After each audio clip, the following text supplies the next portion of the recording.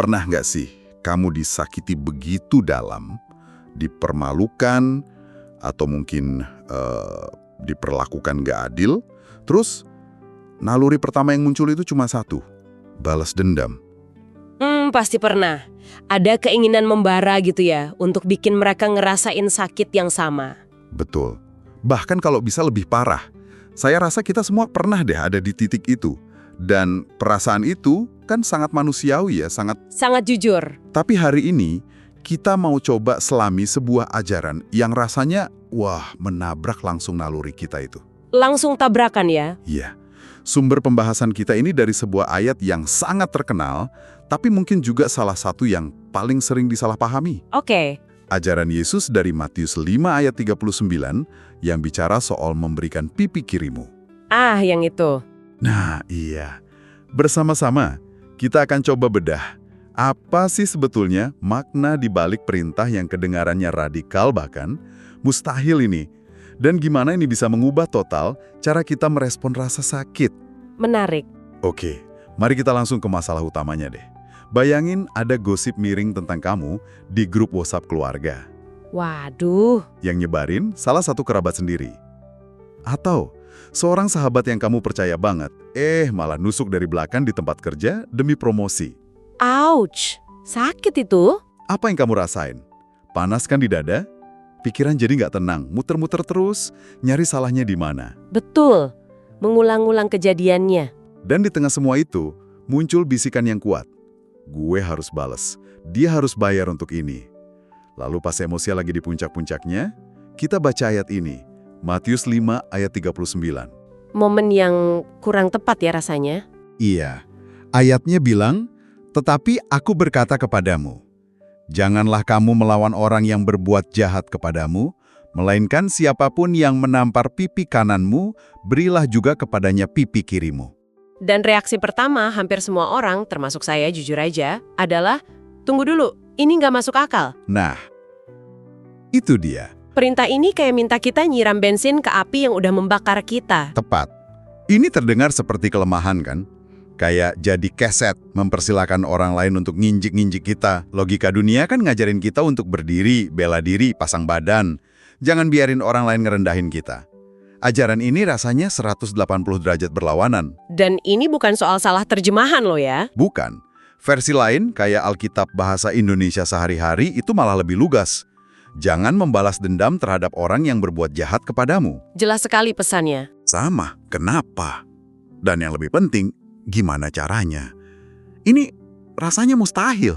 Dan disitulah letak kedalamannya. Untuk bisa memahaminya, kita nggak bisa comot ayat ini sendirian. Oke. Kita harus lihat gambaran besarnya. Kesalahpahaman terbesar itu kalau kita menganggap ayat ini berarti kita harus pasrah buta pada semua kejahatan. Padahal bukan itu maksudnya. Bukan itu ya? Bukan. Poin kunci pertama yang perlu kita luruskan adalah ajaran ini bukan penghapusan sistem keadilan. Maksudnya? Yesus itu nggak sedang berkata bahwa penjahat tidak boleh dihukum atau pemerintah harus diam aja lihat kezaliman. Di bagian lain Alkitab kayak di Roma 13 dijelaskan kok kalau pemerintah punya peran untuk negakin hukum. Oke, jadi ini penting untuk dipisahkan. Kalau rumah kita dirampok, ya kita tetap harus lapor polisi. Tentu. Kalau ada ketidakadilan sistemik di masyarakat, kita harus bersuara. Begitu kan? Ini bukan soal itu. Tepat sekali. Ini bukan tentang meniadakan hukum atau keadilan sosial. Ayat ini bicaranya di level yang jauh lebih personal. Personal. Dan intim. Ini tentang respons pribadi kita saat disakiti secara langsung. Saat dihina, dihianati, atau direndahkan. Oke. Pesan utamanya itu untuk memutus sebuah siklus. Siklus kebencian dan balas dendam pribadi. Coba bayangin deh, saat seseorang nyakitin kamu, mereka itu kayak ngelempar bola kebencian ke arahmu. Kalau kamu tangkap bola itu, dan kamu lempar balik, apa yang terjadi? Iya, permainannya lanjut terus. Persis, permainan kebencian itu terus berlanjut, bahkan bisa jadi lebih besar. Yesus menawarkan cara untuk menghentikan permainan itu sama sekali. Oke, saya paham soal memutus siklus. Tapi jujur, saya masih bergumul sama konsep memberikan pipi kiri ini. Rasanya tetap aja kayak kalah. Tidakkah ini justru ngasih pesan yang salah ke pelaku? Seolah-olah perbuatan mereka itu nggak apa-apa. Dan nggak ada konsekuensinya.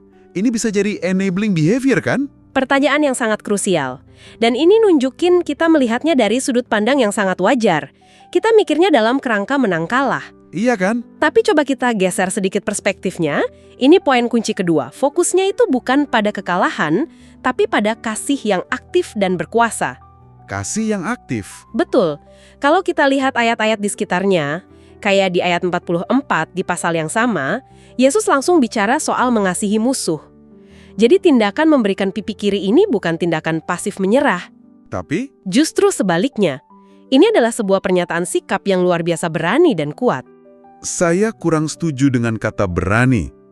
Bukankah lebih berani lagi kalau kita bela diri, memperjuangkan nama baik kita? Tentu itu butuh keberanian.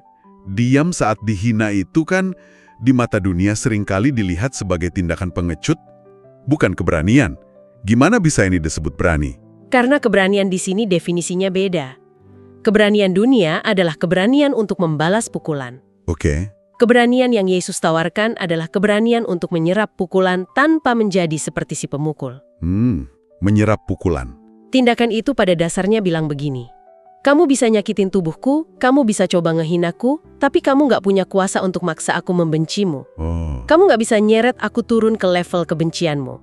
Responsku nggak ditentukan oleh perbuatan jahatmu, tapi oleh identitasku di dalam Kristus. wow. Ini adalah tindakan merebut kembali kendali, bukan atas orang lain, tapi atas kondisi hati kita sendiri. Kamu menolak membiarkan tindakan mereka mendikte siapa dirimu. Itu kekuatan sejati. Jauh lebih sulit daripada sekedar membalas pukulan. Oke. Saya mulai ngelihat dari sudut pandang yang beda. Ini tentang kekuatan internal untuk mengendalikan respons kita sendiri, bukan dikendalikan amarah. Tepat. Tapi tetap aja, ini luar biasa sulit. Apa tujuannya? Kenapa kita harus melakukan sesuatu yang begitu melawan kodrat? Apa hasil akhir yang diharapkan dari tindakan seberat ini? Dan jawaban dari pertanyaan itu mengubah segalanya. Tujuan mulia di balik perintah radikal ini adalah bahwa tindakan kita bisa menjadi sebuah kesaksian yang mengguncang. Kesaksian. Gini, saat seseorang berbuat jahat padamu, mereka itu udah punya skenario di kepala mereka tentang gimana kamu akan bereaksi. Oh iya juga ya, mereka udah nebak. Mereka mengharapkan kemarahan, teriakan, atau serangan balik. Itu adalah bahasa yang mereka kenal. Kayak mengacaukan naskah drama yang udah mereka siapin. Persis. Kamu pakai istilah yang tepat. Ketika kamu merespons dengan sesuatu yang sama sekali di luar naskah mereka, kasih sebagai ganti kebencian, ketenangan sebagai ganti amarah, itu akan bikin mereka bingung. Respons yang nggak terduga itu punya kekuatan untuk membuat mereka bertanya, kenapa dia bisa begitu? Apa yang dia miliki yang nggak aku miliki? Jadi ini membuka sebuah pintu ya? Tentu, ini bukan jaminan. Tapi ini membuka sebuah kemungkinan pertobatan bagi mereka. Fokus kita jadi bergeser total. Dari yang tadinya tentang kita. Betul. Pertanyaannya bukan lagi gimana cara membalas orang ini, tapi jadi bagaimana respon saya di tengah rasa sakit ini bisa jadi cerminan kasih Kristus yang begitu nyata, sehingga mungkin bisa mengubah hati orang yang nyakitin saya. Ini mengangkat konflik personal kita menjadi sebuah misi rohani. Tepat. Mengubah rasa sakit pribadi menjadi kesempatan bersaksi. Konsep yang indah banget. Tapi secara teori saya paham. Jujur, ini rasanya masih mustahil. Saya coba bayangin diri saya di posisi itu dan rasanya gagal total. Apa pernah ada orang yang benar-benar bisa ngelakuin ini dalam situasi ekstrim? Ada contoh nyatanya? Tentu. Alkitab penuh dengan kisah nyata tentang prinsip ini. Dan bukan kisah-kisah kecil. Oke, coba kita lihat. Mari kita lihat contoh pertama yang paling dramatis. Yusuf dan saudara-saudaranya. Ingat ceritanya? Oh iya. Ini bukan sekedar pertengkaran saudara biasa. Yusuf, anak kesayangan ayahnya, dibenci sampai mati oleh kakak-kakaknya. Mereka lempar dia ke sumur, terus dengan dinginnya jual dia sebagai budak. Gila, itu bukan cuma pengkhianatan, itu percobaan pembunuhan yang dilanjutin dengan perdagangan manusia. Hidupnya dihancurin sama keluarganya sendiri. Dan mereka bohong ke ayah mereka puluhan tahun. Iya, membiarkan Yakub hidup dalam kesedihan. Parah banget. Tepat. Sekarang, kita lompat puluhan tahun ke depan, lewat jalan yang berliku dan penuh penderitaan, Yusuf sekarang jadi orang nomor 2 paling berkuasa di seluruh Mesir. Punya kuasa penuh. Dan siapa yang datang berlutut di hadapannya memohon makanan? Kakak-kakaknya. Di momen itu, Yusuf punya kuasa absolut. Dia bisa melakukan apa aja ke mereka. bisa memenjarakan mereka, menyiksa mereka, membiarkan keluarga mereka mati kelaparan, balas dendam yang setimpal ada di ujung jarinya, dunia pasti akan bilang dia 100% berhak melakukannya. Tapi dia nggak melakukannya, itu yang luar biasa. Dia nggak melakukannya. Setelah menguji hati mereka, dia mengungkapkan siapa dirinya. Dan saat mereka gemetar ketakutan, dia ngucapin kalimat yang jadi inti dari semua ini. Di Kejadian 50 itu ya? Betul. Dia bilang, jangan takut. Memang kamu telah mereka-rekakan yang jahat terhadap aku, tetapi Allah telah mereka-rekakannya untuk kebaikan. Dia nggak menyangkal kejahatan mereka. Enggak. Tapi dia melihatnya dari perspektif Tuhan. Dia memilih pengampunan. Dia memberikan pipi kirinya dengan cara yang paling agung, dengan memberikan gandum sebagai ganti kebencian. Kisah Yusuf ini benar-benar nunjukin gimana penderitaan akibat ketidakadilan bisa diubah Tuhan jadi sesuatu yang menebus ya. Bukan cuma buat dia, tapi buat seluruh bangsanya. Tepat, tapi kan Yusuf ada di posisi yang berkuasa. Gimana dengan orang yang posisinya lemah dan terus-menerus terancam? Pertanyaan bagus. Mari kita lihat contoh kedua. Daud dan Saul. Oke. Raja Saul yang seharusnya melindungi Daud malah terbakar cemburu dan memburunya seperti binatang. Daud harus hidup dalam pelarian, sembunyi di gua-gua, terus-menerus dalam bahaya. Dan 2 kali kesempatan emas datang. Di dalam gua, Saul lengah. Di perkemahan, Saul tidur pulas. Anak buah Daud udah mendesak. Inilah harinya. Habisi dia. Gitu kan ya? Presis. Tuhan telah menyerahkan musuhmu ke tanganmu. Itu pasti tekanan yang luar biasa. Di satu sisi, ada kesempatan untuk ngakhirin penderitaan bertahun-tahun dan ngambil tahta yang udah dijanjikan. Dan di sisi lain, ada prinsip yang harus dipegang. Betul. Dan apa yang Daud lakukan? Dia nolak. Dia bilang, aku nggak akan menjamah orang yang diurapi Tuhan. Dia cuma motong ujung jubah Saul sebagai bukti bahwa dia bisa aja membunuhnya. Wow. Daud memilih menyerahkan keadilan ke tangan Tuhan, bukan ngambilnya dengan tangannya sendiri.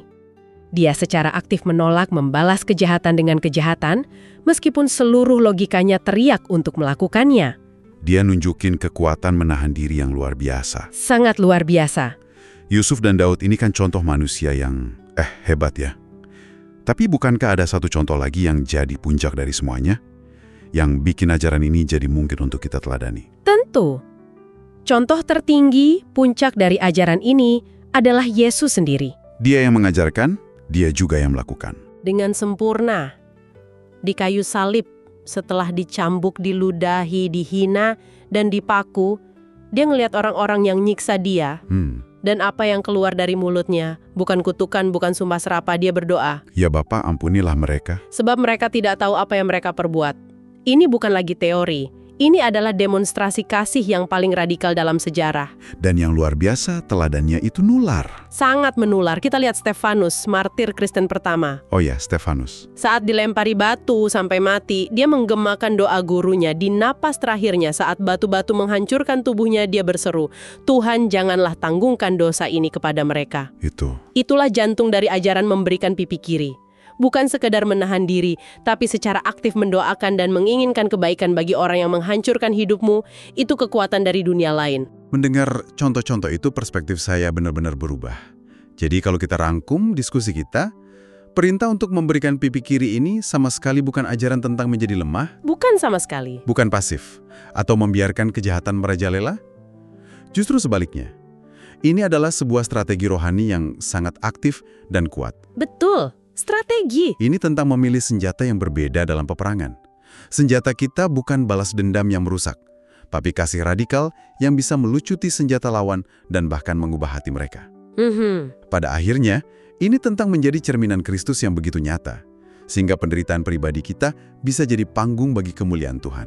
Tepat sekali. Mungkin ada satu pemikiran penutup yang bisa kamu bawa pulang untuk direnungkan? Boleh. Saat kita disakiti, pertanyaan otomatis yang muncul di kepala kita kan, apa yang harus saya lakukan terhadap orang ini? Fokus kita keluar ke orang itu. Iya benar. Mikirin 1001 cara balas dendam. Atau gimana caranya dapat keadilan versi kita? Mungkin ajaran Yesus ini ngajak kita untuk mengubah pertanyaan itu secara fundamental. Mengubah pertanyaannya. Menjadi apa? Menjadi, Ingin menjadi pribadi seperti apa saya di hadapan Tuhan, terlepas dari apa yang orang lain lakukan kepada saya.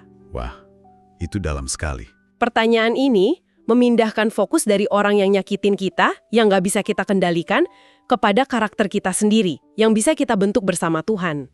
Jadi ini bukan lagi tentang mereka. Tentang perjalanan kita dengannya.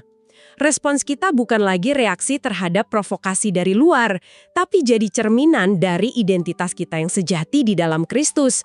Dan pada akhirnya, itulah kebebasan yang sesungguhnya.